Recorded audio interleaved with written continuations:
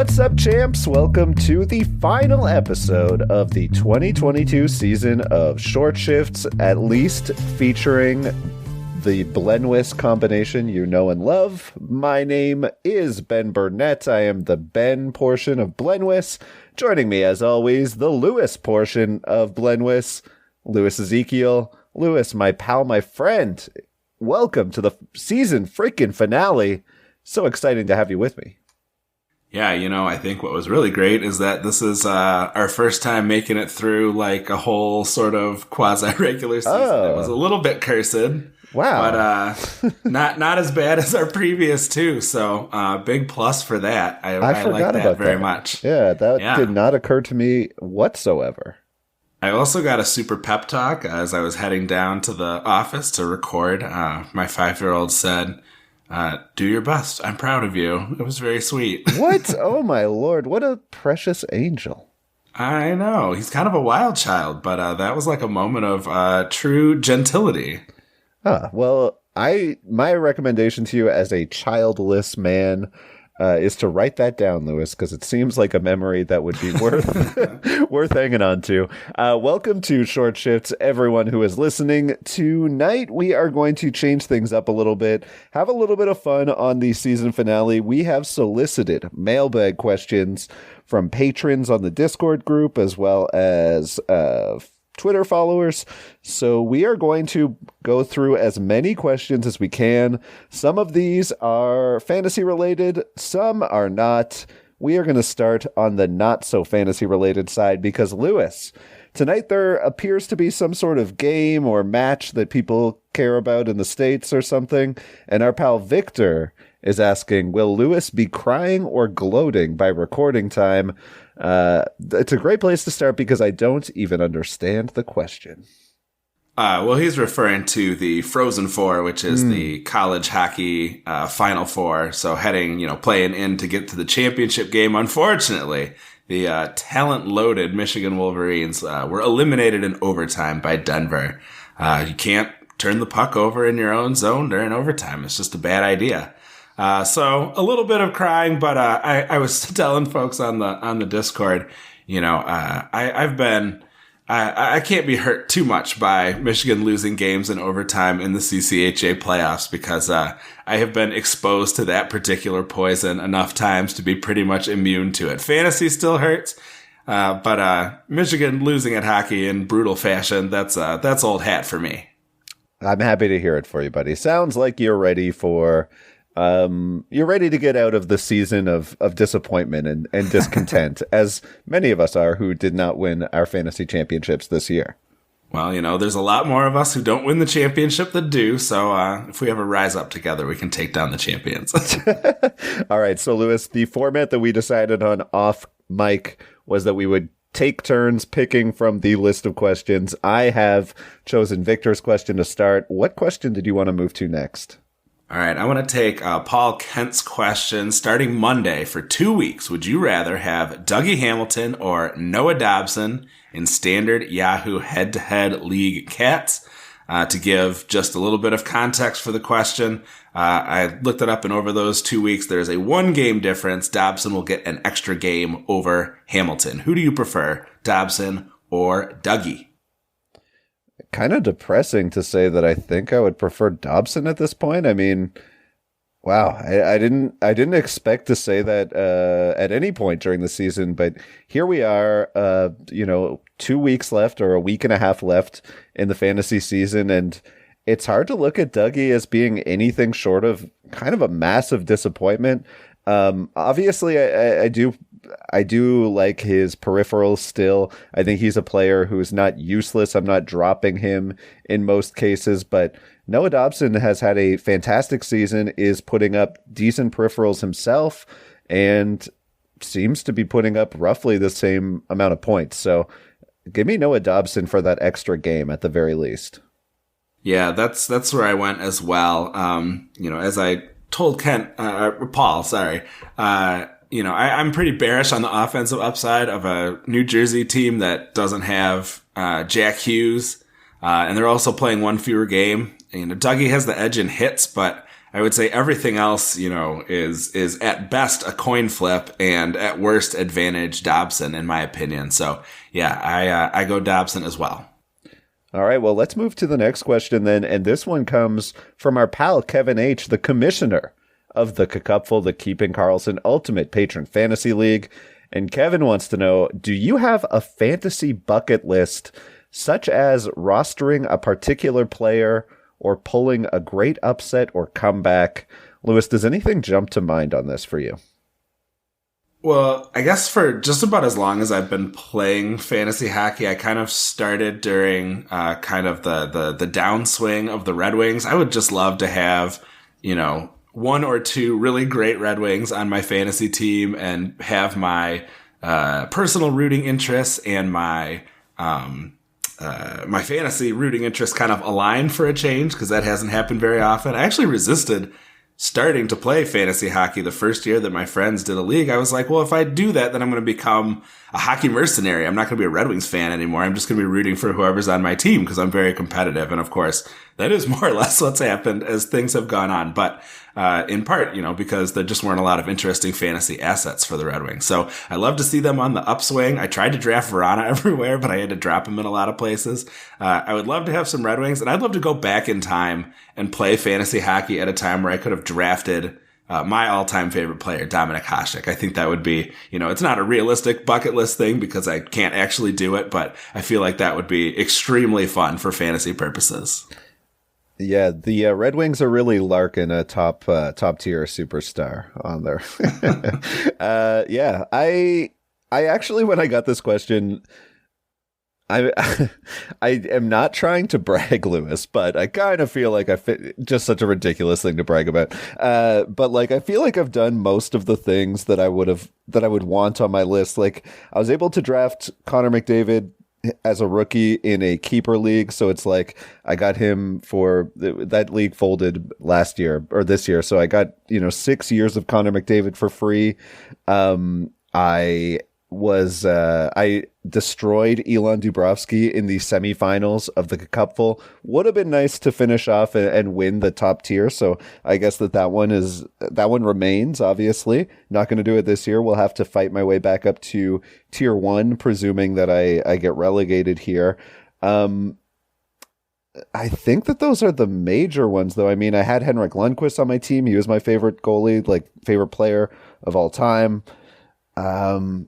But yeah, I kind of feel like at this point I've accomplished most of the things that I would have wanted to in fantasy hockey, and yeah, I guess it would be nice to win more money. That'd be chill, I guess. Yeah. Well, it's got to be a good feeling to have many of your fantasy goals accomplished. Yeah, I guess I gotta sneak one in here, a shameful one. I am a frequent attendee to the Tier 1 playoffs, but I have never won a round in the Tier 1 playoffs. So I would love to break that little bugaboo. I am the Toronto Maple Leafs of Tier 1, frequent playoffs goer, rare playoff victor.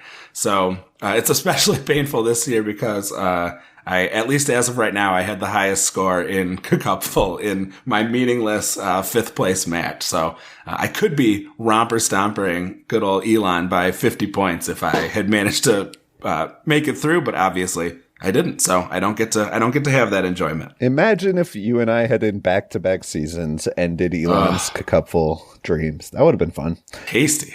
Yeah. All right. Take us to the next cue.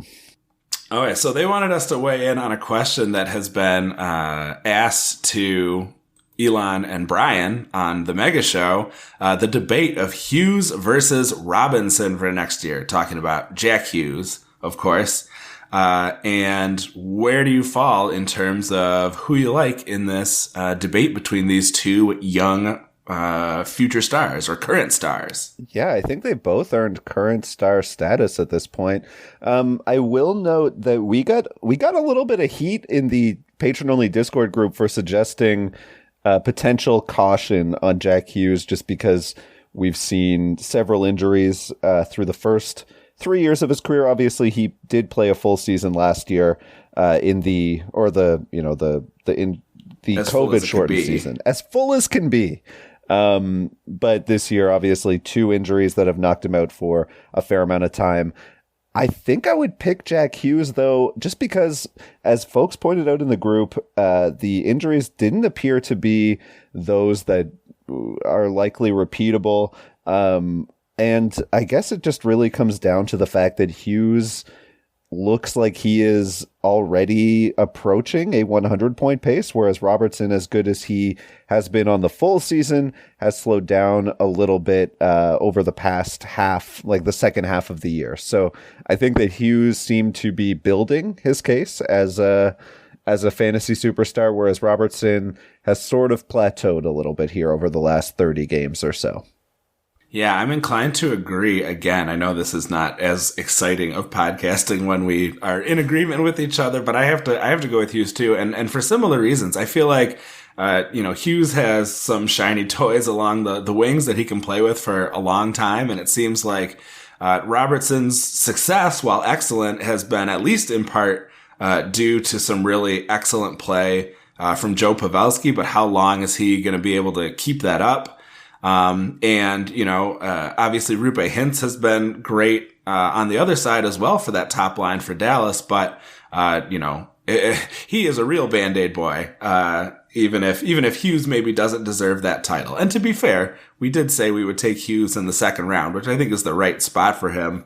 My feeling is that Hughes is the one to pick between those two.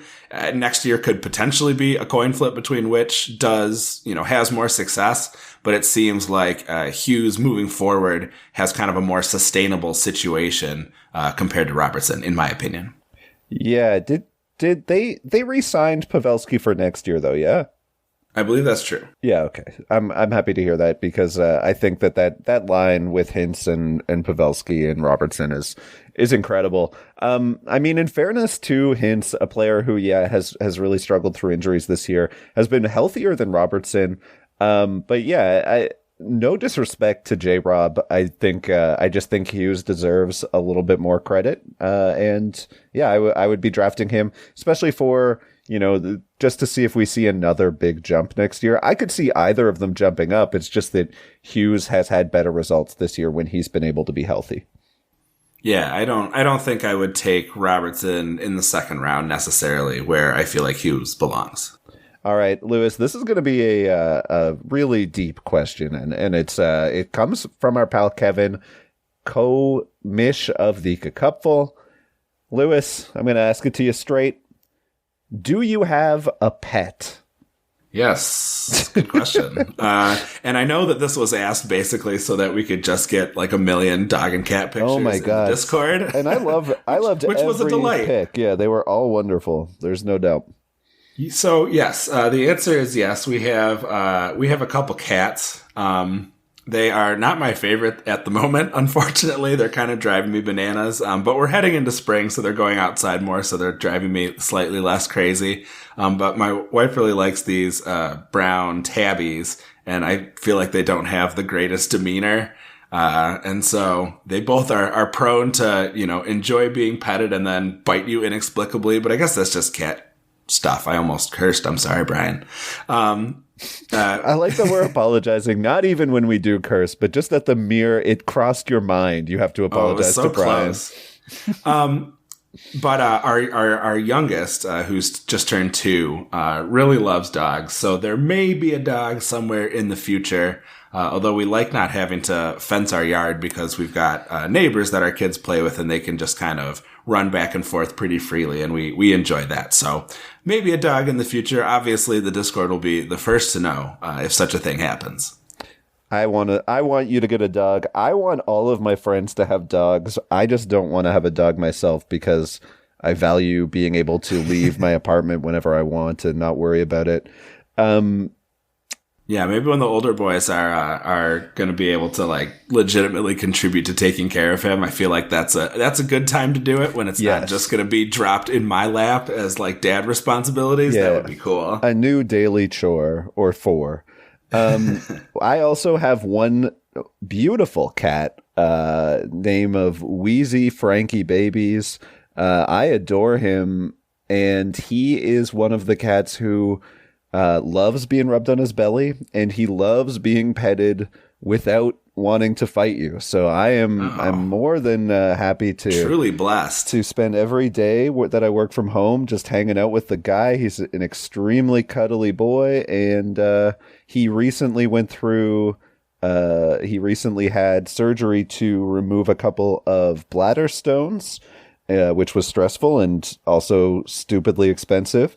But it's been, I guess, just over 2 weeks now, and he's recovering marvelously. So, Kevin, thank you for letting me talk about my favorite kitty in the world, Mr. Boy.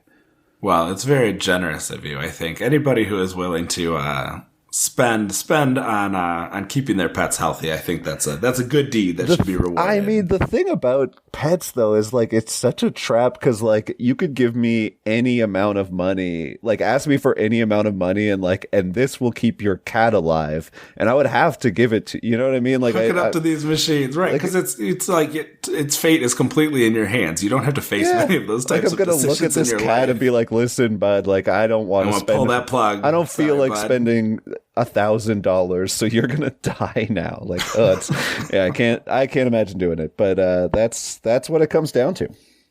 All right. Well, let's jump to another question before we get too sad here. And we'll talk about Edward's question. How much trash talk goes down between you two when USA faces Canada in international events? Lewis, are people ready for the answer to this question? I don't think they'll be able to handle how hot it gets in our chats when Canada... Oh, remember the recent Olympics when we...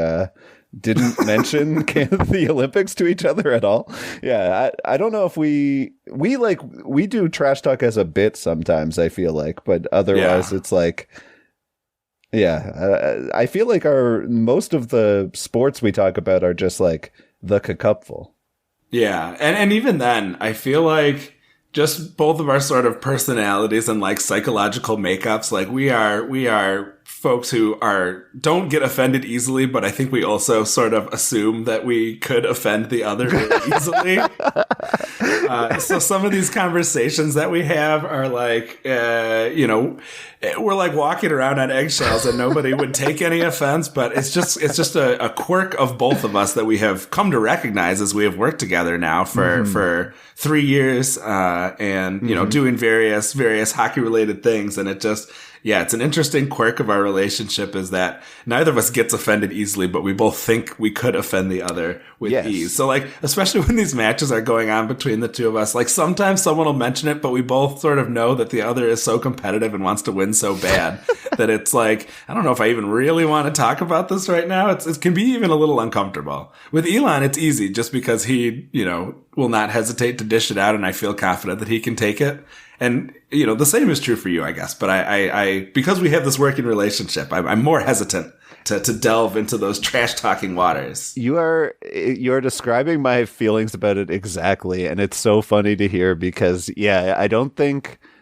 For whatever reason, it's just like we're very gentle with each other and each other's feelings. So it's like if we're doing really well in Cupful one week, it's like, we'll talk about that. But if we're like crushing each other, it's like I'm going to take that into the DMs. Like I don't want to pop that in the group chat and make rub it in Lewis's face or whatever. And it's the best times to really discuss it on is when the two of us are having similar outcomes. Like if we're both getting our butts kicked, we can like commiserate together, and if we're both crushing our opponent, we can be happy together. But if there's one of us is up and one of us is down, it's like, ooh, a little too. I don't know how he's feeling right now. Mm-hmm. Yeah, I don't know why we're both. I don't know why we're both like that. Maybe we should go to podcast co-host therapy, couples therapy. Yeah. All right. I'm gonna go to Ryan's question next, and Ryan wants to know. Thoughts on dropping the player you named your team after? Is it always bad karma? Is it okay if you rename your team? Or are you not afraid of angering the fantasy hockey gods and therefore it's totally fine? Lewis, I'm loving the chance to throw this question to you because I would describe you as very particular with the way that you name your teams. Like you have a theme you go to every year, or you have a theme that you incorporate, it seems like, every year, and you also stick with your team name, I think, for the most part through the entire season. Yeah. So this year I went all Dune themed. Dune is my favorite book. I don't know if I said Doom or Dune. Dune with an N. A book of. Is this? Oh my God! Stop this! Don't, you crappy bet. You actually left me speechless for a moment. I was so annoyed with you. Did anyway, Chalamet write the book, or? Yeah. Yep. Yeah. that's the main character's name. Okay. Actually, it's a weird coincidence. Okay. And I am of the opinion that you don't need to have the player even on your team at all in order to name your team after them. So my cupful team was Baron Vladimir Larkin, and I did not have Larkin on any of my teams. But I just liked the Larkin and Harkonnen connection so much that I had to include it. I did actually towards the end of the season when UC Saros was just going totally cuckoo bananas and winning me matches, I thought about changing my team's name to something like UC World or something. But ultimately decided not to. And maybe I should have. Maybe that would have heartened him to keep him going, and not have that kind of swoon he had over the last couple weeks. But that was the only time I even kind of considered changing the name. But I like keeping the name because, especially like in tier 1, you have it in the auction draft and like it's known. And I feel like once you change it up, change it up too many times, it can become confusing, I suppose. So yeah, I like to stick with it. And I like fan tracks because you can really have long names and there's like more opportunity for multiplayer name puns as you develop your team name. But yeah, Ice Melange, Baron Vladimir Larkinen, and what was the other one? The Grice Must Flow. So those are my Dune base team names. Yeah, Lewis, I'm just gonna come right out and say it. Your team names are annoying. Mainly because I see them and I'm like, what? How do I pronounce this? And then it's just there, and I'm just never reading Dune enough to understand the reference, and knowing that I should know the reference, and that feeling of like, you know what I mean?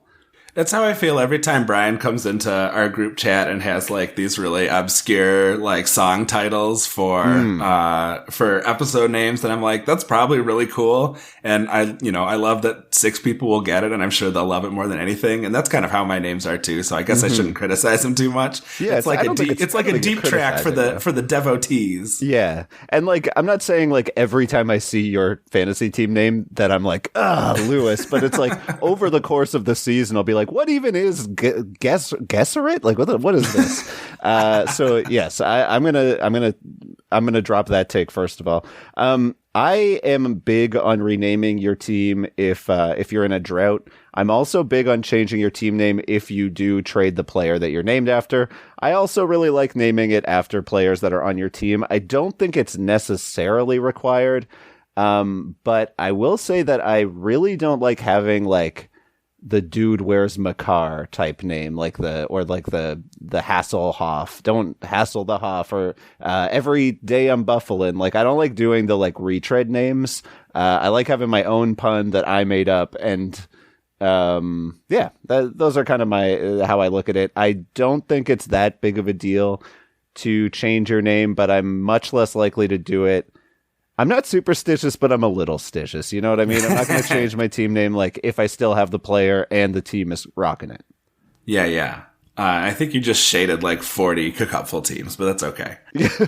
I mean, they're all wonderful people, I'm sure. I don't name my team the same way as them. Come to us at Short Shifts KK for all of your custom team pun names. No, I am not volunteering. Originals. No, I mean you could do it, obviously, but I'm not volunteering for that. All right, I think this question segues nicely into our question from Shams, who asks about fantasy taboos. Do you have any players that have put up rosterable performances, but you just don't want to touch? You have a bad fantasy experience with them, you're not a fan of the player, etc. I think maybe this was the case for me more so in the past, but certainly in the cupful, I think if you start taking into account your personal feelings about a player, you're getting yourself into dangerous territory. I am in the Elon school of, it has no effect. The player doesn't know that I've rostered them. It's not an endorsement of their views. I'll have Tony D'Angelo up and down my lineups if I can get him for cheap. Ew. And Yeah, well, I can live with myself with putting a championship up there. I mean, I'm not saying that you I'm not saying like that's disgusting that you could roster Tony DeAngelo so much as I'm saying you really want a team that is all Tony DeAngelo. Oh. No, they'll be beating the crap out of each other in no time. That is a spicy meatball. Oof. How about you? Fantasy taboos? Any players that you refuse to play? I don't think. Yeah, I'm not as hardline about it as I think that some folks are. I wouldn't roster Tony DeAngelo mainly because he doesn't. Here's my thing: if I can get a guy for free who's gonna be good on my team, whatever, I'll throw him in there. But if it's I'm in the second or I'm in round 9 and I'm picking between 4 defensemen and Tony DeAngelo is in that tier, maybe even I think the best of the tier, but there's a guy a half a point per game behind him, I might just grab that guy just to make my enjoyment of the season, to enjoy it a little bit more. Life is short. I don't want to just be sitting there cheering for all of the guys I hate. You know what I mean? Don't have to feel like you're caping for a scumbag just because it's going to help you win your fantasy fantasy playoffs. And I don't think that's a morally superior way of play. I don't think anything that I agree with I think essentially what you and Elon are saying, which is it's not if there's a moral goodness in rostering or not rostering a guy in a computer game. But yeah, just for my own personal enjoyment of the pastime, I tend to avoid, I don't reach for guys that I don't like.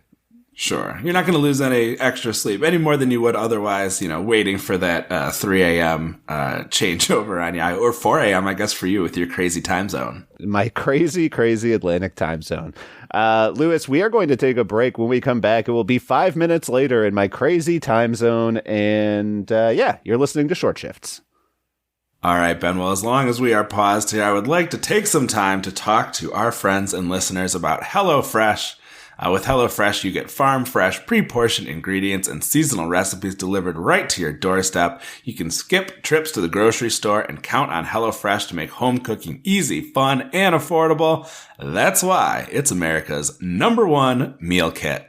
You can get fresh, seasonal produce and easy-to-make recipes delivered right to your door every week.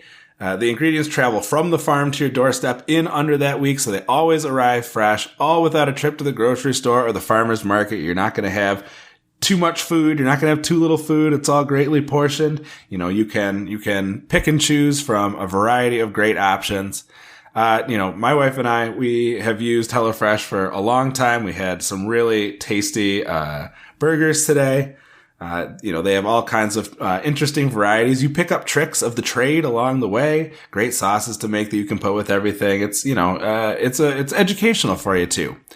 So we have a deal for you. You can go to HelloFresh.com/keepingk16 and use code keepingk16 for up to 16 free meals and 3 free gifts. I feel like they keep changing that code up on us. So one more time, that is HelloFresh.com/keepingk16 and use code keepingk16 for up to 16 free meals and 3 free gifts. This is a great deal for HelloFresh, America's #1 meal kit. Welcome back to, I shouldn't say short shifts, because this is very clearly going to be a rather long shift. Lewis, I guess it's my question next. And I'm going to go with I'm going to take a question that you said you were a little bit hesitant to answer earlier. I'm curious to get to how you're feeling about this. This comes from our Tier 1 competitor, Jordan. Jordan wants to know, with all the crazy breakouts this season, he lists Kadri, Kreider, Forsberg, Yossi. Feels like he could list 20 players. Who do we think is set to repeat that increased production next year? All right, well, we've already talked about one of them. I think Jack Hughes is definitely a good candidate to be able to repeat some of what he put together. I think Kyle Connor is another guy that I think we'll talk about a little bit later with a question from Patty, but he seems to really have ascended to high-level goal scorer status, even more than he did the year before. Some of them, I think are big question marks, right? We don't know where Kadri's going to sign. We don't know where Forsberg's going to sign. If he doesn't sign in Nashville, can guys like Yossi and Duchesne do the kind of things that they did this season now that it seems like Nashville has finally figured out their power play a little bit? So I'm definitely kind of up in the air about some of these, but I feel pretty safe at least about Connor and about Hughes. I'm interested to hear what you have to say, and I feel like I might even be able to come up with one or two more while you're covering your side of things. So the thing about this list is that when I look at it, I actually like these breakouts are so seem to be relatively shooting percentage driven in a way that we've seen those types of breakouts lead to fall-offs in the subsequent year. So like a guy like Kreider, I think, is a very obvious fall-off candidate. The question is more so like, how far does he fall off? Like, I just don't see him scoring 40% on the power play again, as Brian has said time and time again. And I just don't see him putting up 50 goals. But could he put up 35 to 40 goals with like a 70-point season and like, have the second best year of his career? Absolutely. So like, I think in that sense, like a guy like Kreider can be repeatable. I worry about a player like Yossi because he's a defenseman and we see defensive scoring being a little bit less repeatable. And I worry about Nazem Kadri quite a bit, in fact, because we just don't know where he'll be. So if I have Kadri on my team, I'm not saying like go and panic trade him right now, but if you can get like 90 to 100 point player value back for Kadri before he winds up getting like signing with a different team, because honestly, if I'm Nazem Kadri's agent, a player in his 30s putting up a point per game season for the first time in his career, go get your money. Like you just signed a sweetheart deal, or you're just finally getting out of the sweetheart deal you signed 4 or 5 years ago. Go get paid on, a mid-level team. You might not win a cup in your career, but you will have a lot of money to show for it. I wonder, too, if that's something we want to watch out for guys like Kadri or Forsberg who are in these contract years. We know that can be a significant motivator for players to really make sure that they're in good shape from the season start and keep that competitiveness going all season long. Like it helps. I'm not a sports psychologist or anything, but we've certainly seen people have these great breakouts in those contract years. Sure. I think Forsberg is an interesting one, I guess, because if he leaves Nashville, there's, I'd say, like an equal chance he winds up on a team that's just as good. Or better. Yes, exactly. Like 50-50 if it gets better or worse. But like a player who always struggles with injuries, right? And Kadri and Kreider are both guys who health has really been on their side for the most part this year. Obviously, Kadri has been injured lately, but that's the sort of Damocles hanging over these guys is just whether they can stay healthy again for a second straight season. Outstanding reference. I love it. All right, let's jump on to another question here. And this is kind of similar. So this is a question from Matt that asks about best fourth quarter players. So who are your favorite fourth quarter players, guys that may have underperformed during the first 3 quarters but have performed well over the last quarter of the season? That would be great draft steals going into next season. So I guess if you've got people kind of looking at their overall body of work, maybe it may not be quite as impressive, or there may, be some concerns, but that have really turned it on here towards the end of the season and deserve to be maybe drafted higher than they were or higher than their kind of full season body of work looks. I will say I'm a little hesitant because I feel like the players who turned it on in the fourth quarter are the ones that kind of stick with people.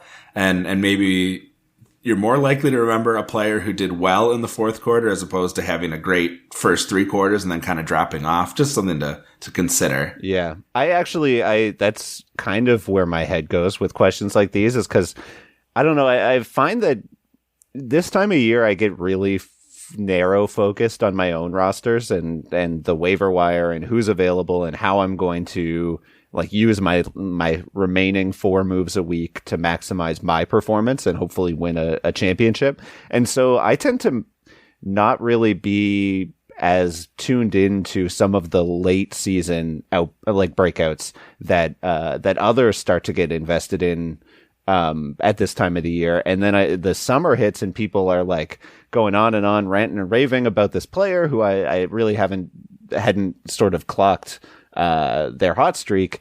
And then they tend to go much higher in drafts than I feel comfortable drafting them. And I do feel like that late season heater is not the best way to judge the quality of a player. I think that there are a number of players who have kind of had that reputation, though. I think Kevin Fiala is one, maybe not a fourth quarter, but a second half player for sure. I know Ryan Nugent-Hopkins has been that guy in the past, though it's not really quite the same for him this year. This season, I kind of feel like Robert Thomas is the answer that is a player who is definitely moving up my draft board as the season moves on. And I see now that he's at a point per game pace finally after his most recent hot streak. So Robert Thomas is my answer for this year, a player who I'm looking at a little bit, the like a cartoon character where their eyes turn into like dinner plates because they're enticed by what they're looking at. Those Robert Thomas numbers, they pop. They do. That's a really interesting one. I was sort of thinking about like Thomas versus Kyrou and who I might be able to draft next season. And I wonder if, Thomas has been great, obviously, with scoring, and he's been shooting more, certainly, than we saw during kind of the earlier part of the season when he was mostly being a distributor. But I wonder if you could get Kyrou for a little cheaper than Thomas, and he might be a bit more reliable if you counting things like shots and some of that kind of stuff. But yeah, I think those are going to be two really interesting players to watch heading into next season. I had two thoughts, and they're both, I don't know if they fit so well because they didn't necessarily underperform the first parts of the season. They just didn't have opportunity in the first 3 quarters of the season. But Alex Tuck, obviously getting to emerge in Buffalo has been a revelation. And I have to admit, I heard a lot of people kind of talking about, the value of this return for Buffalo. And I was kind of skeptical. Tuck obviously had some fantasy relevance, but he had seemed kind of buried in Vegas. And even at times where it seemed like there was room maybe to move up the lineup a little more than he was able to. But obviously now that he's been healthy and is getting primo deploymento in Buffalo, I think he's been really outstanding. And that if people are looking at his overall stats rather than, stats, points per game and that sort of thing, he might be overlooked when in fact he's going to be a really nice option for Buffalo. And then another guy I thought of was Anton Forsberg, who obviously was not the starting goalie for the Sens to begin the season, but has just been outstanding. I think something like 17 straight games without having a game under 900 save percentage. And obviously goalies are very volatile, but he signed a contract extension, and I think he has a decent shot at being the Sens starter, getting at least the bulk of Sens starts next season. And another guy who, the wins maybe won't stand out so much, or the total saves, or if you're in a points league, the points totals won't necessarily be there. But I think the value could certainly be there. You're talking about Forrest. I'm making the weirdest noises right now. I sound like a gremlin. Alex Tuck to me is a player who's so interesting because I always liked him in Vegas as like a guy who can pop if you move him up the lineup. Goes to Buffalo and outperforms even my expectations and falls off a little bit in the middle, and now is resurging towards the end of this year. And you look at the advanced stats, they look a little bit sketchy on the secondary assist rates and on the on-ice shooting percentage. But at the same time, like you said, this is the first opportunity he's ever had. So is it a more repeatable underlying number that we could see that sustain, even though they don't really match up with his Vegas numbers where he was in the bottom 6? It's really hard to say. So I think that Tuck is an interesting one. Forsberg is very bizarre to me because I remember him as being like just god awful the year before, and it's like goaltenders. I don't trust any of them. So I'm not as excited on Forsberg. I will definitely be looking for Alex Tuck next year if I can get him at a discount, though. One more question here, Lewis, and then we are going to wrap it up for Short Shifts Blenwis Style Season 3. This one comes from our good pal, Elon, king of the long shift. So we had to answer him on this, the longest shift of all time. What have you learned doing the podcast this year, be it fantasy hockey or podcasting related? I'll be honest with you, Lewis. I did not prep an answer for this, and I figured I'd wing it. So I'm curious to hear what you have. All right. Well, in keeping with your last it sounds statement, like you are actually not one of the prepared things at all. No, I do have something to say here. It just is kind of related to what you were going to bring up. I'm not winging it as much, but okay. Actually, I do think that one of the things I'm trying to work on for myself certainly is, I love to prep. It helps me feel confident. But I don't think that I think sometimes I get sucked into talking about my prep a little bit, like the stuff that I have prepped in kind of a different way than when I'm sort of more loosely just sort of chatting with you. So that's definitely been something, I'm trying to work towards. And we got a ton of great feedback from folks who loved the kind of looser, shows that we were putting together towards the end of the season. So, hopefully this show, which has certainly been pretty loose, has been something that you have enjoyed. Fantasy hockey related, this was the most kind of studs and duds type of draft that I've had before. Obviously when you're snake drafting, it's not really such a thing, but at an auction draft, you can really do it. And I have been more inclined to sort of spread my money out. I actually think I like the studs and duds approach. And I think I will probably try to repeat it next season, for the auction, and I'll be able to draft for myself. So that'll be nice as well. But just being able to move maybe a little quicker. I had faith in my team. I never lost faith in the quality of my team, and I'm glad I didn't because I hung in there and was able to hold on to a spot in tier 1. But, I got to be able to take some lumps, I think, early on, and persevere and be able to climb back into the ring, because there were definitely some low times during the season, especially very rough start going 0-3 with like a 4.5 total points causing 2 of those losses. So it did give me time to kind of build back, and I followed through with my strategy. I figure spend big money at the start. Eventually those waiver wire players will be able to reinforce the roster and things will be all right. But yeah, it was definitely tough going at the beginning, but now that I've done it once before, I'm feeling more confident at being able to replicate some of the success and maybe avoid some of the lower parts.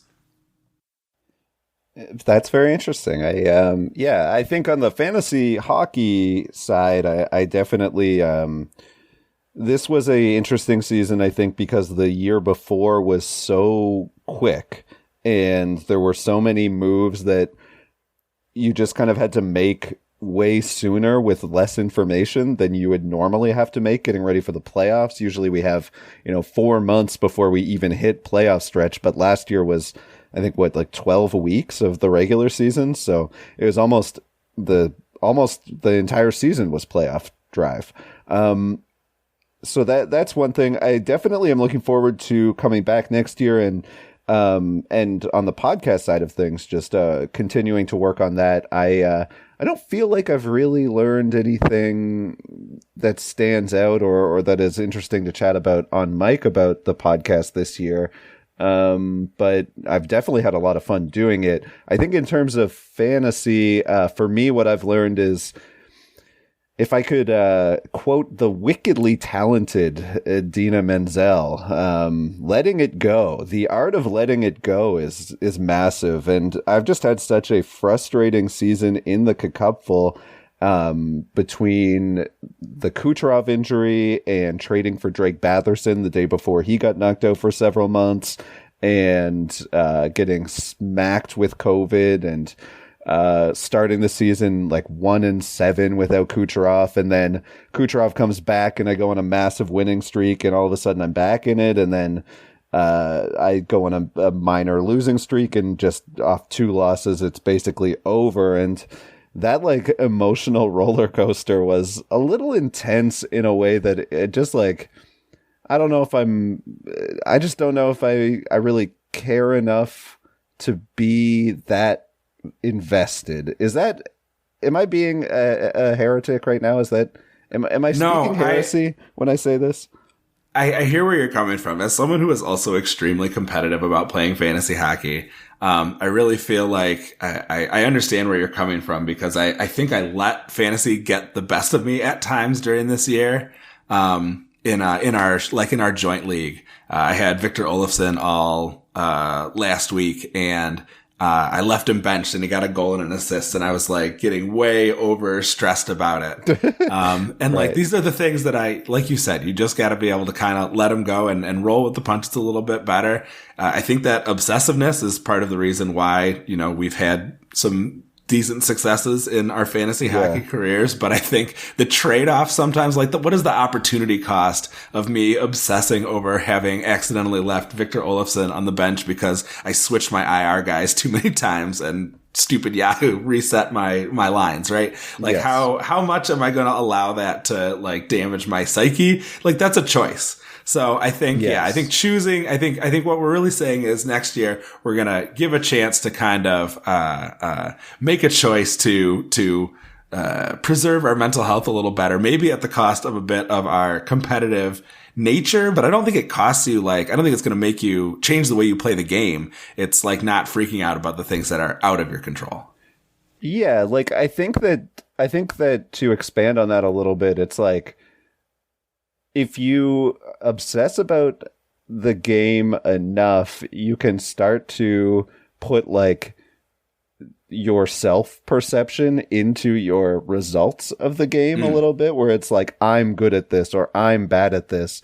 And the game is a game, and it's also very random. Like, it is basically dice rolls, like a series of thousands and thousands and thousands of dice rolls. And the outcome is not always going to be determined by who is better. And I'm using air quotes here because I just like, it's just not healthy to think about it in like a way that like it impacts your self-esteem, I guess. Getting like the highs and lows. I want to even out the lows a little bit and appreciate, because I mean, we've talked about this in the past, but it's like you go hard all year, you pull out the win, and then it's just over. Like, no, it's not like you appreciate it enough given the amount of time and energy you put into it. So I want to be more conscious with the energy that I expend into fantasy. Definitely not saying that I don't care about fantasy as much as it's just wanting to be careful about the energy expense.